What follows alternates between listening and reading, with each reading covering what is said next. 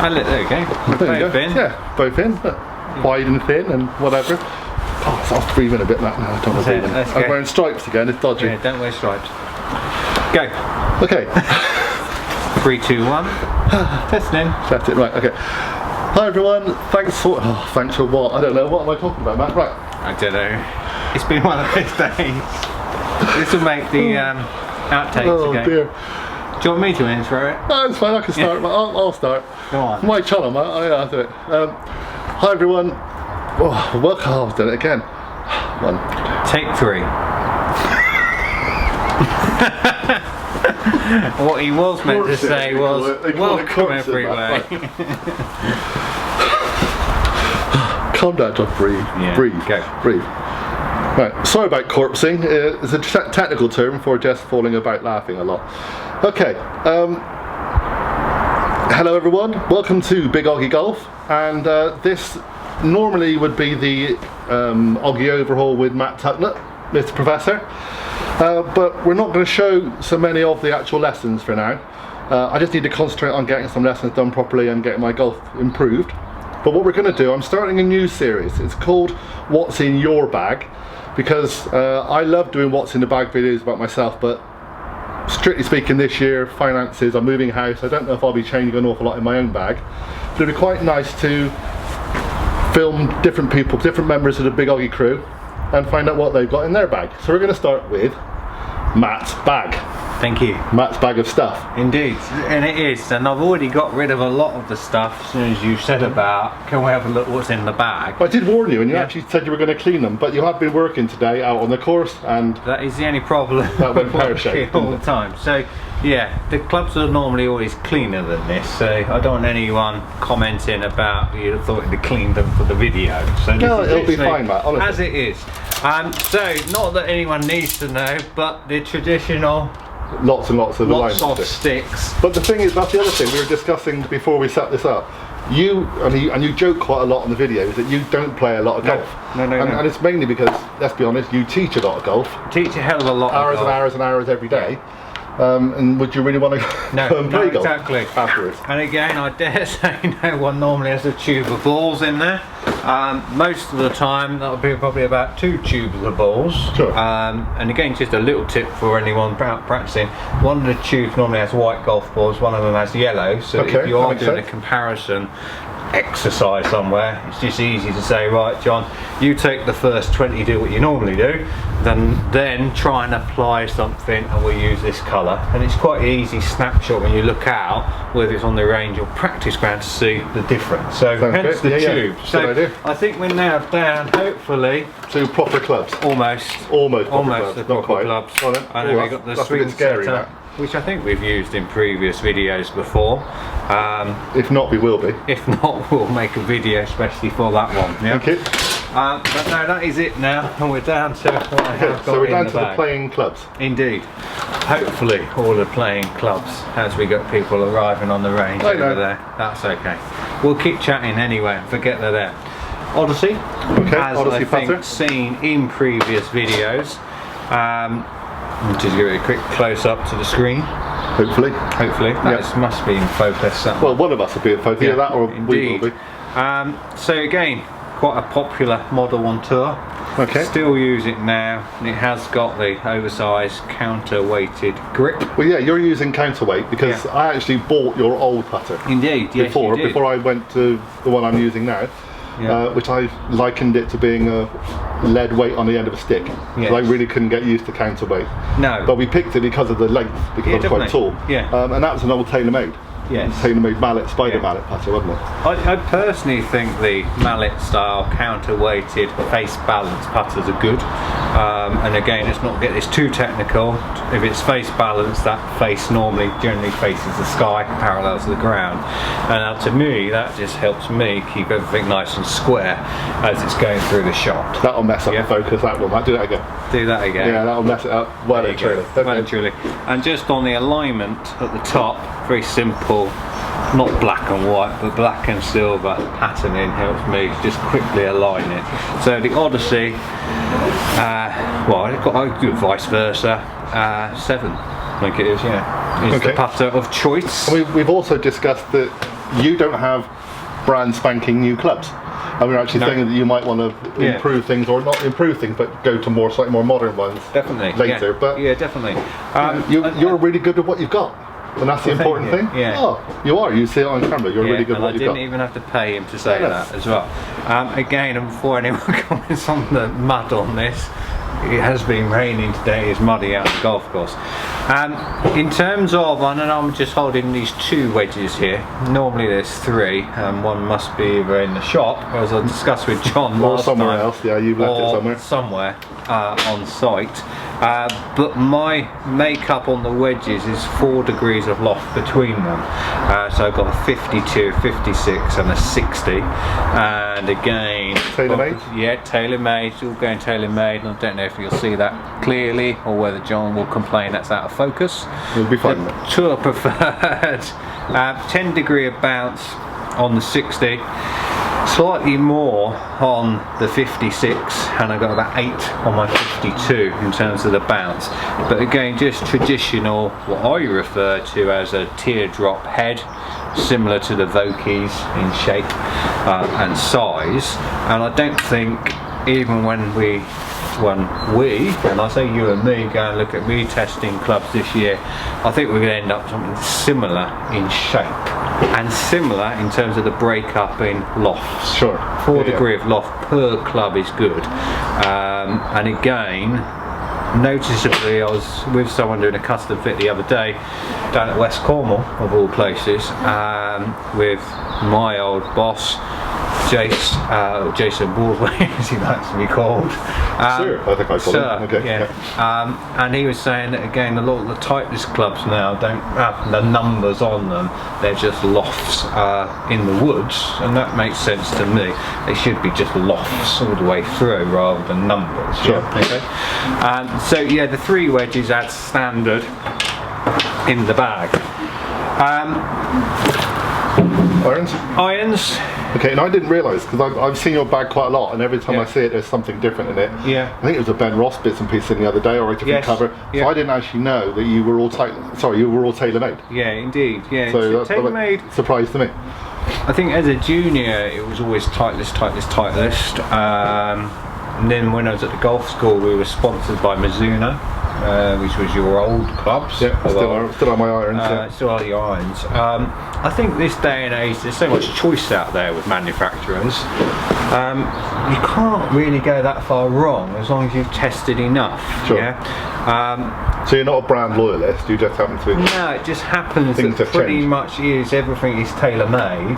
But as I said, when we do that video when I go testing clubs, and you can come along. Okay. I'll be very open-minded. Yes, we'll probably compare tailor-made models to start with, but we need to look at everything. And if there's a edge on one club or the other, we'll go for that. Sure. So the irons, and again, slightly awkward, and we're doing this all on one camera.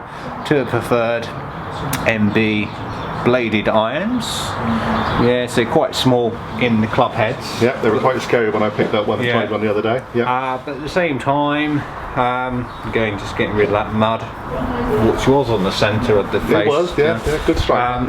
The smaller the club head, in my mind, doesn't make it necessarily any more difficult to hit. Yeah, I could have a club head that was twice as big in theory. You'd still have to hit the middle. Now, to me, hitting the middle on a small club head is the same pinpoint on a big club. It's the same middle, no matter where it is. Yeah, how big exactly. Is the thing. Yeah. So I just like looking down at that club. They are forged, they're a little bit softer, and they do come, because they're bladed and they're forged, I just find they're easier to move the ball around. When I've had cavity back golf clubs, or when I pick up someone else's cavity back golf club, the whole point of the cavity back and all the safety features on modern clubs is to keep it straight. Which is why some of mine are like that. And I always liken it to like driving a car. This day and age, most cars come with ABS, traction control, and all sorts of safety features to make it easy for you to drive. And the same with golf clubs. But if you're a purist on driving, you probably don't want all those safety features. Yeah, you want all those proper classic cars with lots of things you can do yourself with. Personal choice, but yes, we've got all the way down from the wedge down to the 4-iron. With those blades. Stops at 4 these days. ruined John's focus again on that probably. All the way down to 4. RBS shafts. Helicopters S300 again, helicopters. The only problem being in Cornwall, probably going back to Cold Rose. But yeah, just slightly stiffer, and again from my spec is slightly longer and slightly upright, not because ultimately I'm 6 foot, but I just feel like I need to try and stand nice and tall to make the best swing possible. So yeah, they're the irons currently. Someone asked me about grip size. Sorry. Mine are just bog standard grip size. That's the other thing I'll be looking at this year when I change. Maybe just oversized grips. Just for a little bit more control with my hands, and it might be just a sign of times, but I also do get, as most golfers do, slightly cramping in the fingers. Repetitive strain injury. Yes, could well be. Could well be. Your eyesight's going as well. I didn't want to say anything, but hair, everything. I'm just getting old. Then that new addition, I think, and it was as a result of just trying out clubs and to fill the gap. We've done that whole gap testing between the 4 iron and my only fairway with a 3. I've thrown in here a little Ben Ross hybrid. Down, I've set it at 20 degrees because again with the 15 degree 3 wood, I know it's not 4 degrees, but it's pretty much breaks the gap. And it's their R-Type Evolution club. I don't know how much you can see on camera on that, but at the same time, you've still got the barcode and the price on that, Matt. Yeah. I can put it back in the shop and sell it later. Trade it back in, Trade it back in. Although probably John from the shop will be saying, well, you never bought it in the first place. So I could put that back in the shop at some point. But very nice. And again, the thing that I don't nowadays buy into as much as when I was, I say, younger, more enthusiastic, was the fact that money doesn't buy you a decent golf swing. So although yes, you always need the best that you can get of everything, I don't think someone should dismiss a club because it's only £100 as opposed to the equivalent in a Callaway might be £200. And that is the old thing that, well, I've certainly known over the last few years that people do get hooked into, don't they? Yeah, definitely. They have to buy the next version of the latest one they've already got. Yeah, definitely. And it is that sort of brand loyalty that, you know, even car manufacturers to a large degree pray and hope that once you've bought your Nissan, Nissan for me at the moment, you know, they'd like to think your next car is a Nissan just because you like that last one. Sure. But no, like I said, I could just as easy next time we do this have a set of Cobras, Titleist, you name it. The chances are it might well be tailor-made still, and hence why that was in there. And I think at the time, me personally, because I do a lot of coaching, I probably, all jokes aside, took that out because I was trying to sell someone a hybrid. And that was the club I was trying to sell them, but as a result of me quite liked it yourself, and I thought, well, it's quite a good gap filler to put in. Again, you could almost do a pop quiz, you know, what's under that head cover. Well, it could be anything, really. It could be anything. It'll probably be a tailor-made. But anyone that recognises their vintage tailor-made, look, before my time, Matt. A bit like you, before my time. They're not that old. The SLDR. 3 wood, still probably in my mind, again, a classic design club head. Small, low profile, weighting system in there. It has got a little bit of adjustability, although as you can clearly see, set on standard. And again, if I was playing more tournament golf, which I don't, there would be a chance of, is that still relevant? It's relevant for me now because, again, having tested this against other models, whether it's been through TrackMan, a GC2 monitor, or the SkyTrack that I've got, it pretty much performs just as well as any of the others. In your hands, it does what it needs to do. Yes, there are models out there that are newer, probably do give me a little bit more length. and slightly closer dispersion, but as anyone who's watched me playing golf knows that I don't tend to drop the shots from the tee. If anything, it's more around the green, surprisingly. So I'd be almost more interested in, can I get the improvement at short range rather than long range. Sure. Or maybe just drop the club and break it and then have to get a new one back. But then we did say that's why we're getting some new ones, and that's another reason I say why you don't want to buy brand new clubs. Well, that's it. Yeah, yeah. No. And I've all those club manufacturers saying you can't buy new clubs. Right. Again, the original drop. I said the original. It's not like I've had this since I was this high, but again, 460 SLDR. You had it when you had hair. Indeed. No, I didn't have that much hair then. Slightly set on draw bias. Okay. Why not? Let's just move that ball slightly right to left. Again, standard loft 9.5 on a relatively firm shaft. I wouldn't call it stiff, but as a bog standard stock shaft, 57 grams, it would be firm rather than stiff. And again, just a relatively simple club head in terms of looks and cosmetics, simple alignment, and again tested it.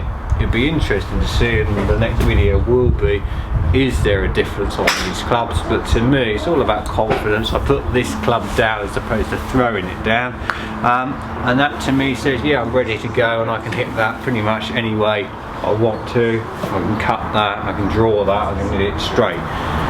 Touch wood. Yeah, it's confidence in the equipment you've got, isn't it? Yeah, definitely. You're used to knowing what it does. Yeah, and about the only other thing that's left in the bag, although it gets really boring, we tip it upside down and all the balls come out, and unsurprisingly, golf balls, not overly loyal with golf balls. Yeah, I think we've been noticing that with me as well, to be honest. I get loads of different balls sent to me all the time, and I'm trying lots of different things, and like I said, we've tried lots of things. Yeah, the only thing I will say on bags, and I know before anyone says TaylorMade's not the only people to do it, a waterproof bag is a good bag this day and age. And like I said, even though I don't do loads of tournament golf, I just like knowing the fact that when the hood's on, if it is raining and I pull out a club, it is going to be dry. Yeah, and that's, I've seen a lot of times here you've been coaching in awful weather. Yeah. You don't stop just because of the weather. They even picture you in the snow the other day. Oh, definitely. Yeah. So, you like that? Yeah. I understand the waterproof element. Yes. So it's not a fair weather golfer. You can't afford to do. Yeah. Emergency. Yeah. I know we should we could do sign language, which will be on my task of many things I need to learn for this occasion. It's gone, mate. Right. Might have to cut that in. No, you leave that bit in. Like I said, John asked us still what's in the bag. That's what's in there currently, but as I said, this year we are definitely going to do an update and go somewhere for a fit, or even a trial more than a fit.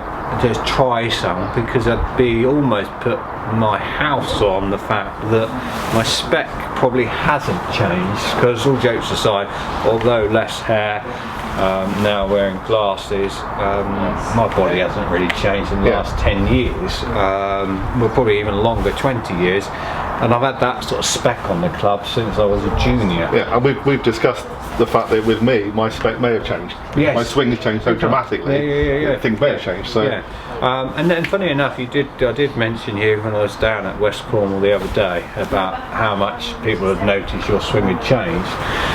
And whether Jace had seen the video when I said about the custom fit was accurate at the time. Yeah. But yeah, it would be probably more of an interesting video to see those numbers different. Yeah, I'd be interested if you can arrange that with Jason or something. Yeah, definitely. So we'll do that. So that was what was in my bag, John. Lovely, thank you, Matt. So that's what's in the bag as of early February 2019. Yes, indeed. And now what we've got to do is sign off so I can look at this man hit some shots. Try to, So there won't be a tuitional coaching video this week, but he is going to be hitting some balls in a minute. I might throw a few in a minute, we'll see. Fairway woods today. Fairway woods. It's talking of what's in the bag, it's the club that always stays in my bag. Definitely. And it never comes out. Enough, John. I've got this nice Ben Ross hybrid you might need to think about purchasing. How much is that one, Matt? Always selling. Lovely. Thank you very much, Matt. No worries at all. All right. Right. Cheers, mate. We'll sign off now. See you all again soon. Cheers. Bye for now.